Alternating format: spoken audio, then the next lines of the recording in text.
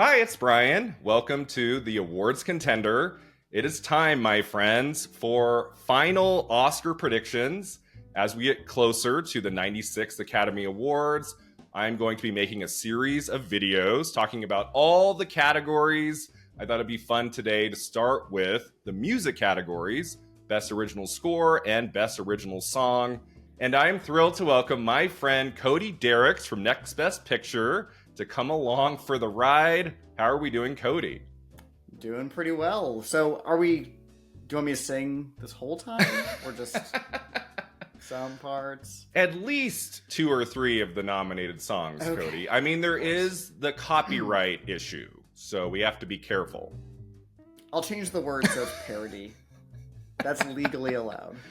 I thought we would start today with Best Original Score. Every year, it's one of my favorite categories, and this year we have some amazing nominees. What is your take, just in general, on this year's nominations for original score?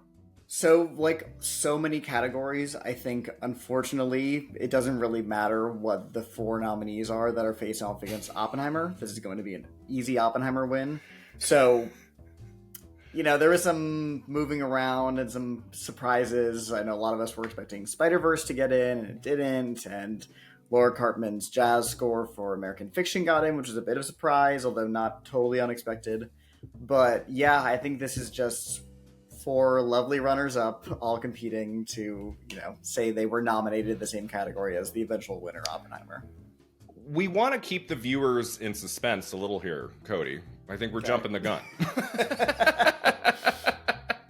I want them to wonder, what's going to win? What do we think is going to win? Okay. I know this one's kind of obvious, but just everything I just said was a bit. Just pretend. I mean, anything can happen, but yeah, this one seems kind of like it has a likely outcome, but some really good nominees, and I would say some snubs here. What would, like, for you, CODY, what are the 2 or 3 biggest snubs? Like you said, Spider-Man, that's on my list too. I think that would have been a great nomination. That movie only got the 1 nomination, right, for animated feature? Right, and a lot of people were predicting it to get score, myself included. Some people were also predicting it in visual effects.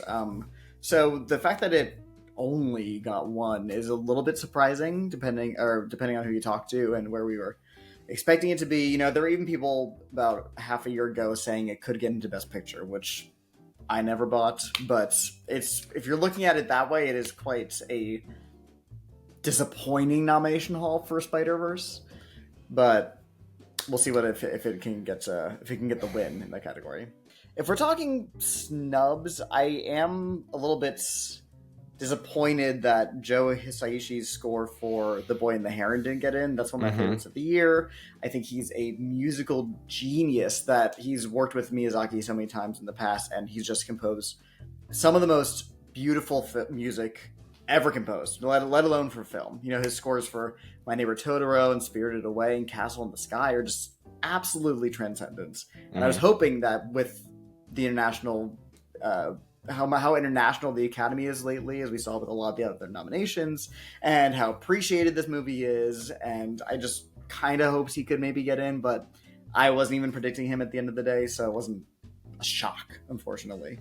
Has he been nominated before at the Oscars? Nope, not once. So all of those scores for Miyazaki, he's never gotten in. That's crazy. It's ridiculous. Howl's Moving Castle, you'd think maybe they gave the Oscar to Spirited Away for animated features, or they were clearly watching that, but it's just, I don't know if his name wasn't on the radar yet or what, but it just hasn't happened yet. I hope one day it will. So yeah, that would have been a good inclusion. I also had The Holdovers and Saltburn. I really like those scores, especially Saltburn. Like it's so big and bold and sweeping. I mean, some of those tracks are incredible. It's got the London Contemporary Orchestra. But let's talk about the nominees. So the nominees for Best Original Score are Laura Cartman, American Fiction; John Williams, Indiana Jones and the Dial of Destiny; Robbie Robertson, Killers of the Flower Moon; Ludwig Göransson, Oppenheimer;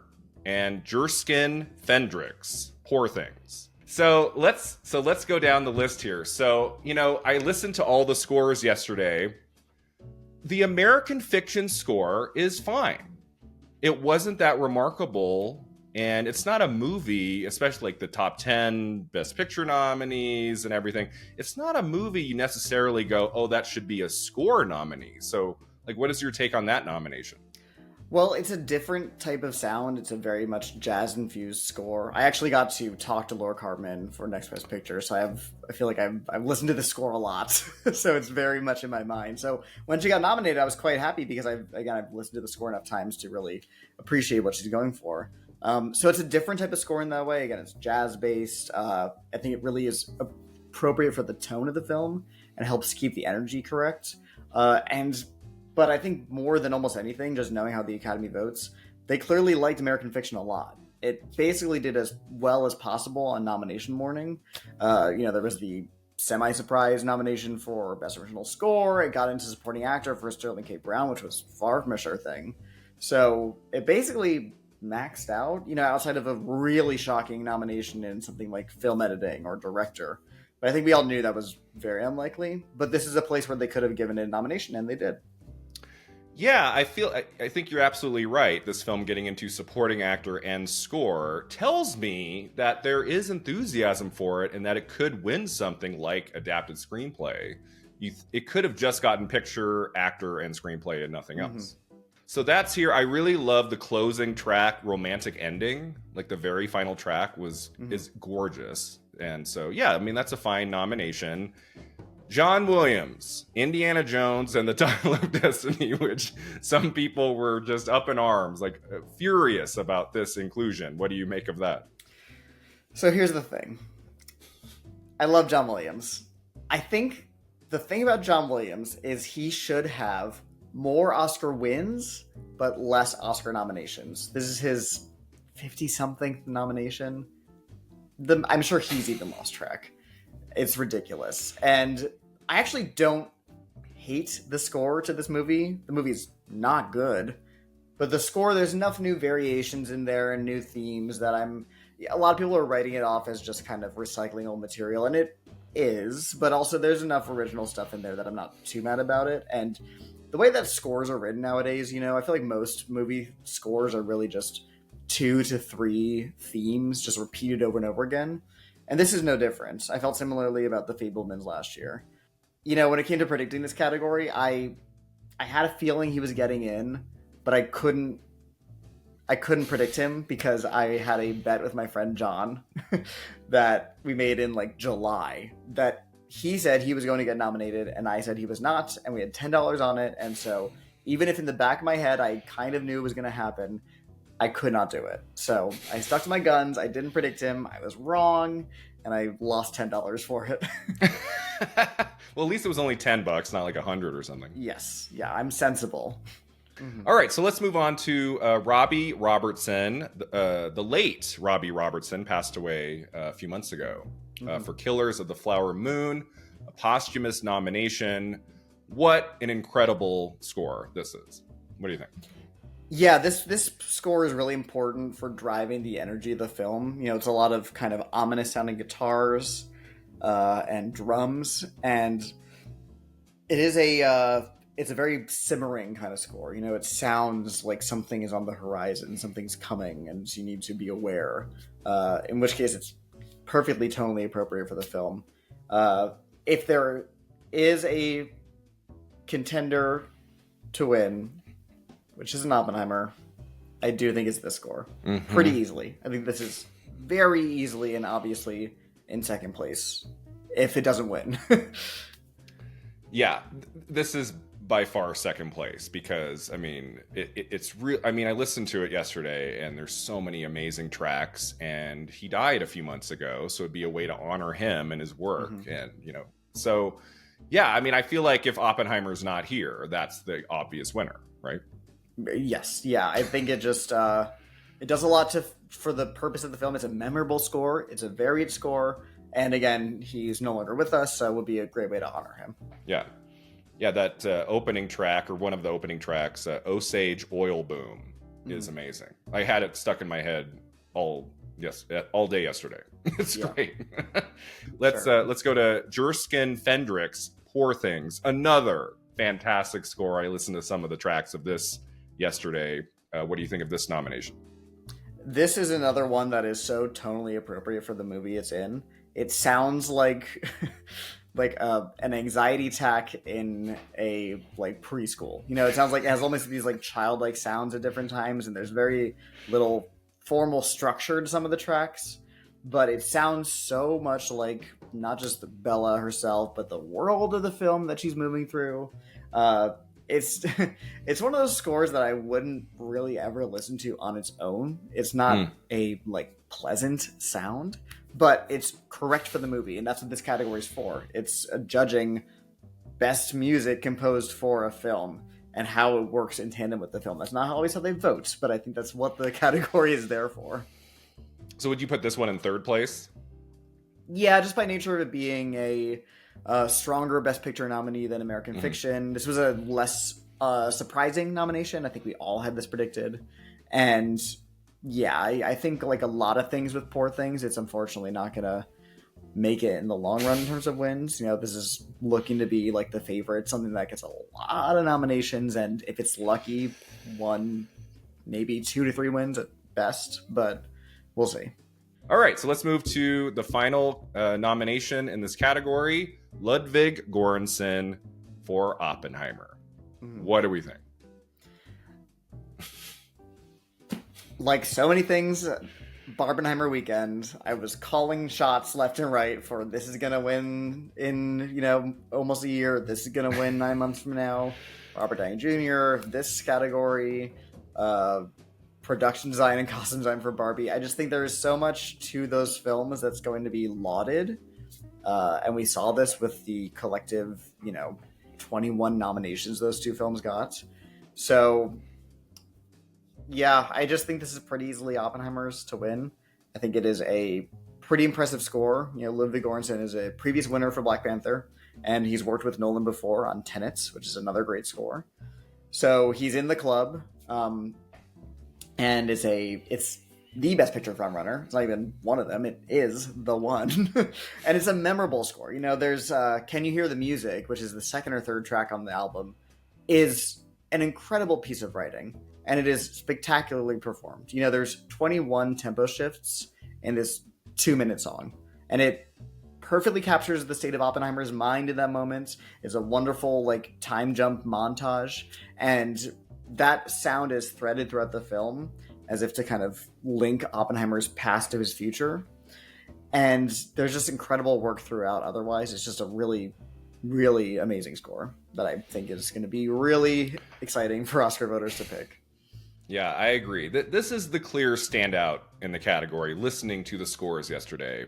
I mean, I didn't listen to the whole thing, but I listened to half of it while I was doing some writing. And it's like a totally original, awesome, sweeping collection of tracks that totally captures the scope of the movie in the finest of ways. And as you said, Can You Hear the Music? 2 minutes of utter magic, Destroyer of Worlds, which comes later. I listened to a few times. It's incredible. 94 minutes of amazing film music, and he won at Golden Globes. Did he win at Critics' Choice? Yeah. It's going to be a sweep. I think this is a sweep. Yeah. And I forgot that he had won already for Black Panther. That's another amazing score soundtrack. And I mean, I feel like even if Oppenheimer for some reason wasn't the front runner to win Best Picture, he would still win this in score. If there was a competition, I still think he would. Coming out of Oppenheimer, I kind of thought right away this could win 3 to 4 Oscars walking in the door without even trying. And one of them was Best Score.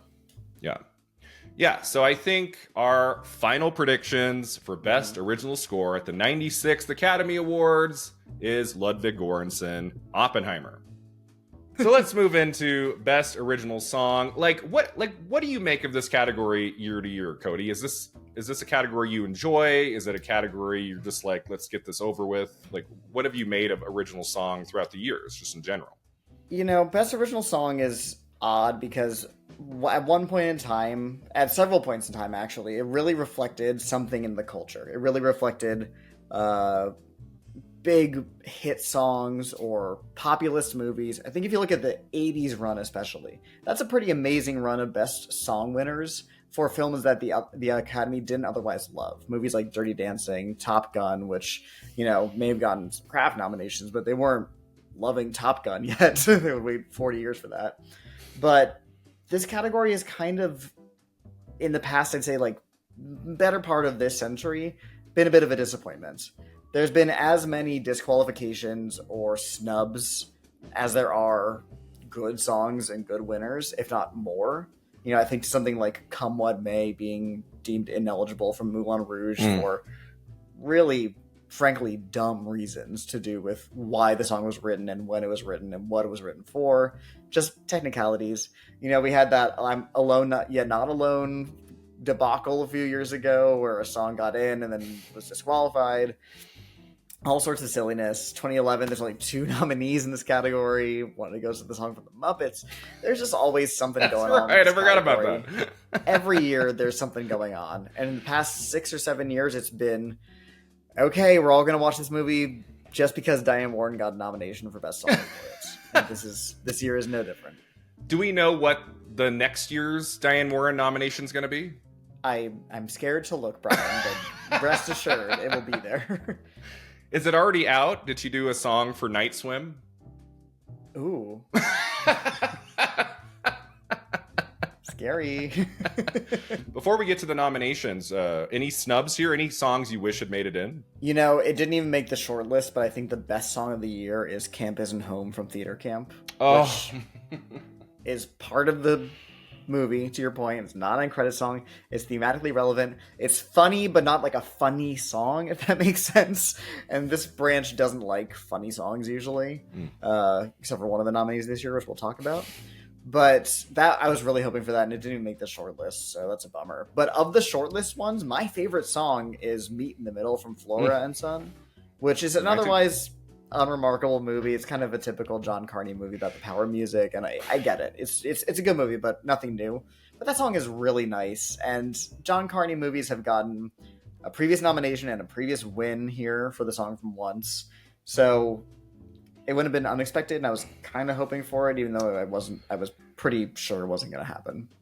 Yeah, I mean, you could argue Flora and Son was just too under the radar, but then a film like Flamin' Hot gets in. So it's like, it doesn't have to be a movie that, you know, is showing up in any other category to get into original song.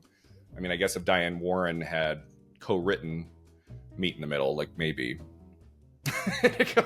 Right. I mean, the thing is, like, do you want your film to get an Oscar nomination somewhere? Hire Diane Warren. Because if you make the short list, you're in. Because it wasn't even a surprise. We all were predicting Flamin' Hot to get an Oscar nomination. So, a few others here. Dance the Night from Barbie is great. Why do you think that missed? Just because there's 2 other tracks from the film that are just more popular? It's personally my favorite song in Barbie, so I would have loved to have it get in. I think it is the least buzzy of the songs. What Was I Made For is a genuine hit song outside of the film, and I'm Just Ken has virality. It's like it has viral staying power. It is like it's a very internet friendly song. It won a Critics' Choice. It's part of the film narratively in a way that Dance the Night is less so, even though it is in the movie. So I think these being the 2 nominees wasn't too surprising. I would have liked Quiet Eyes from Past Lives to get in just because I love that movie, and it would have given it a 3rd nomination. But I mean, it's definitely kind of an under the radar song. I don't know how many people were listening to it, taking it seriously as a nomination, but it did get into the shortlist. And then Road to Freedom from Rustin got a Golden Globe nomination, I think, and that's a great song by Lenny Kravitz and a Critics' Choice nomination. A lot of us were predicting it because every single year there's this kind of, sorry, Lenny, bland, empowering song, and this is one of them. I think even his biggest fans would not call this one of his best songs. So, you know, the funny thing is this category was announced before Best Actor, and when it missed Best Original Song, I said, "Oh, sorry, Coleman. That means they didn't watch your movie," but they did. They got it. He got a single nomination for Best Actor. So, congrats to Coleman Domingo. All right, so let's go. Let's run down the nominees for Best Original Song. The nominees are The Fire Inside from Flamin' Hot, music and lyric by Diane Warren. I'm Just Ken from Barbie, music and lyric by Mark Ronson and Andrew Wyatt. It Never Went Away from American Symphony, music and lyric by John Batiste and Dan Wilson. Wajaji, A Song for My People from Killers of the Flower Moon, music and lyric by Scott George. And What Was I Made For from Barbie, music and lyric by Billie Eilish and Phineas O'Connell. And sorry, Diane Warren, what is this, her 14th, 15th nomination? Oh boy, I couldn't even tell you. She got an honorary Oscar, I think, 2 years ago, so she got something there. Yeah, she did. 15 nominations without a 15. Win. Wow. So let's talk about Flamin' Hot. So what did you think of this movie? What did you think of this song? Yeah, this movie it's nice, is the best thing I can say about it. I watched it with my bag of Flamin' Hot Cheetos, like you're supposed to. And I'm personally sick of this literal brand of movies that are just brand the movie. Looking into a success of the late 20th century and seeing how it changed the culture or the economic landscape or something. This at least has the inspirational story of the person that's about kind of came from nothing. But the movie itself, there's not really a dynamic point of view. It is a very, very flattering portrait of the man at the center. Every single person in the movie is so mean to him, and he maintains his dignity the entire time. It is very, very clear-eyed in its perception of him as an angel. So, in that sense, as a film, it's not really changing my life anyway. It's fun, it's digestible, literally. But the song is not bad. And I'm maybe grading on a curve because, sorry, Diane, I haven't really liked any of the songs she's written for a film in a long, long time. To me, this is her best nomination since the song she wrote for Pearl Harbor, so in over 20 years. If the film Flamin' Hot was a bigger deal in award season, maybe she could have more of a shot this time because she has never won a competitive Oscar. But she keeps getting nominated for these small movies that aren't showing up anywhere else. And it's very hard to win for a movie like that, right? They're beyond small. They barely even exist. Tell Like a Woman last year, I don't know how... I don't know what that is. 4 Good Days the year before was a movie that was long delayed. It just kind of sat on a shelf and then became an Oscar nominee. And even Flamin' Hot, I don't mean to speak out of turn. I don't think it got a qualifying theatrical release. I would love to be proven otherwise. But as far as I know, this movie went straight to Hulu, which is against the Academy rules. If it had a week in Los Angeles, please somebody let me know. I would love to have this. This is weighing down on me because I'm like, what is happening here? I don't think this is even eligible. But again, not the worst song of her career. I don't think it's even the worst in this category, which usually for a Diane Warren song, that is usually the case. Let's move to It Never Went Away from American Symphony. Did you watch this movie? I did, yes. What did you think of American Symphony? As a documentary, I don't really... This may be a little rude because it's about a man's life, but I didn't really know the purpose of what it was going for. It kind of just felt like, a bit of a PR piece. It explores him during this important time in his life. He wins 5 Grammys, including Album of the Year. He's just won an Oscar, so he's on the rise. So it is a portrait of this time in his life, and also his wife's battle with cancer. The best parts of the film are when he's composing and performing the titular symphony, which he performs at Carnegie Hall, and which is this melange of multicultural American sounds and instruments and types of music and structure, and it's really impressive stuff, and it shows his talents and his ability and his amazing ear for music and wide-ranging sounds. That's the best part of the film to me, and it gets kind of a shocking lack of screen time. Yeah, I mean, the track here that's nominated is pretty solid. I agree with you. I had some issues with the movie.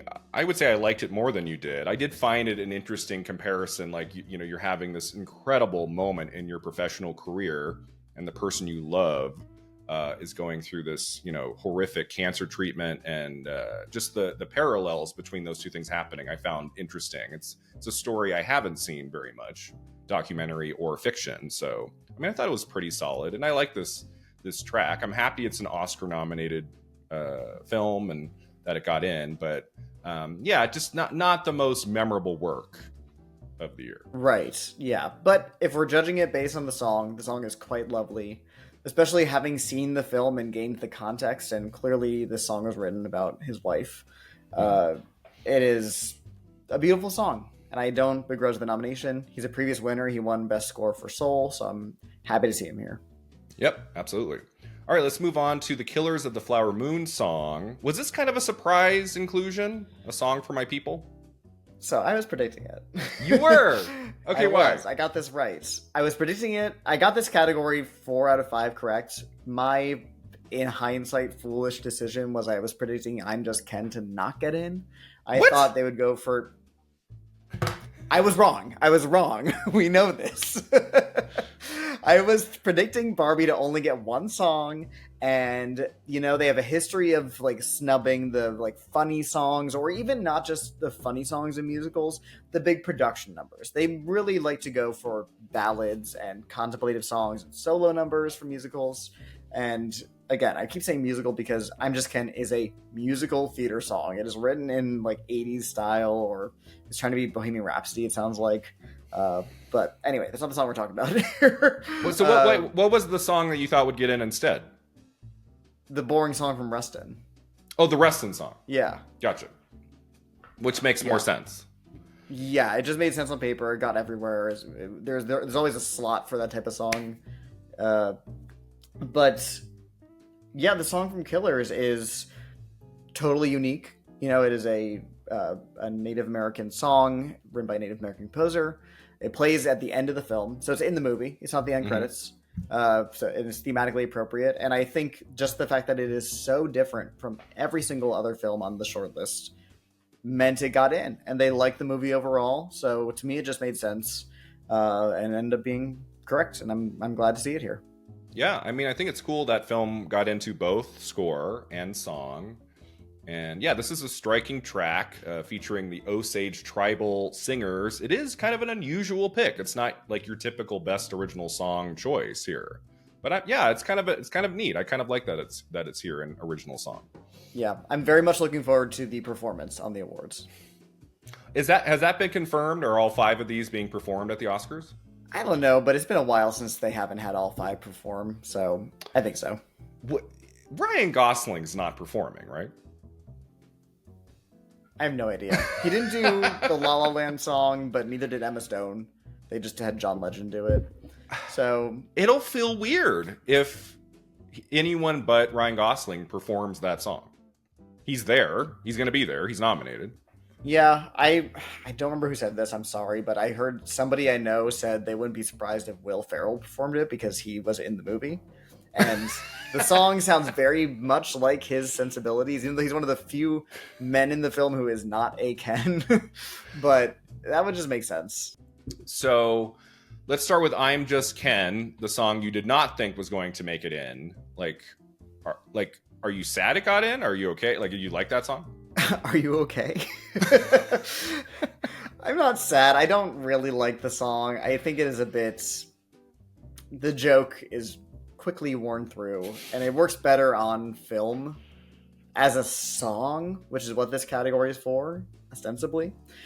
I don't think it's anything special. I think the fact that it's trying to do this kind of Bohemian Rhapsody kind of structured, like different types of sounds in the song, but within a short 3-ish minute song means it kind of sounds a little choppy. I don't think it really flows together.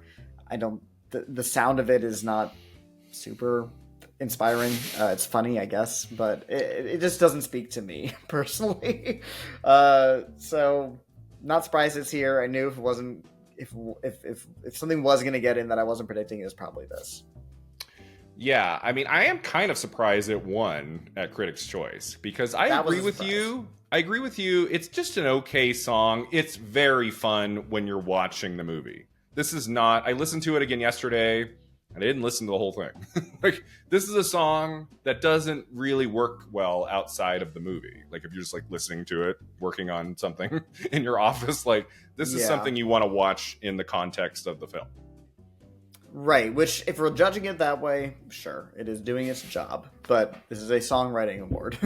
And I know I just said that score is about what is best contextualized within the film. And I do think that, but also, it's not about how the score sounds. And if we're judging this as a songwriting award, I don't really see it. So, Cody, are we in agreement here that the winner of Best Original Song is going to be the other Barbie song nominated here? What Was I Made For? Does that feel like the obvious choice? It does. It is a there's several external factors. First of all, it's a hit song. It's doing well outside of the context of the film Barbie. Second of all, it's written by a previous winner, Billie Eilish, and performed by her as well, obviously. So I just think that they awarded Billie and Phineas before, and I think they'll just do it again. It is important to the themes of the film. It comes at the climactic moment of a film they loved, and it has the tone and sound and energy of previous original song winners, which I know sounds arbitrary, but if you're looking at trends and what people vote for in this category, I think this, of all 5 nominees, fits in with previous winners very cleanly. Yeah, listening to the 5 songs yesterday, it was immediate for me. Like, I'd heard this one before, but I was like, this is clearly the best song of the 5. And thinking about how, these two won just 2 years ago, right? For No Time to Die. Yep.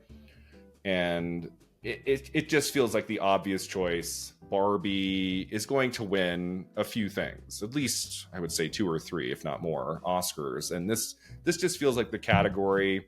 This feels like a category they're going to give it a win. And I just don't see at the Oscars them giving it to I'm Just Ken. That would be surprising. Yeah, it would be surprising, and it did win the Critics' Choice, and that's Critics' Choice and Globes are the only 2 major awards that have song categories, so we have all the information we need. So it just kind of make your pick at this point, and you have to go on past trends and previous winners. And I can see people saying, well, the song from RRR that won last year is similar in energy and purpose to I'm Just Ken. But I think the tone is a little different. That isn't such a ribald, ironic song as I'm Just Ken is. And Oscar voters have a chance to give it to a song from a movie they otherwise liked, whereas RRR, that was the only chance to reward a movie that did otherwise well. At the precursors, people liked this movie. It had kind of a swelling viral affection for it, viral in the online sense. And I just think that if they're looking at 2 songs from a movie that they liked, which are obviously the 2 frontrunners, both songs from Barbie, they're going to go with the song that just makes a lot more sense in terms of achievement and purpose in the film to award, which is the Billie Eilish song. Yeah, this just feels like the right choice to me. It's such a great track, slow and haunting and memorable, and it exists well outside the movie too. You can just listen to it on its own.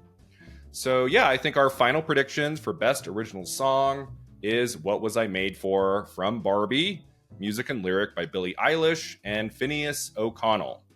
So Eilish will be winning her 2nd Oscar at, what is she, like early 20s?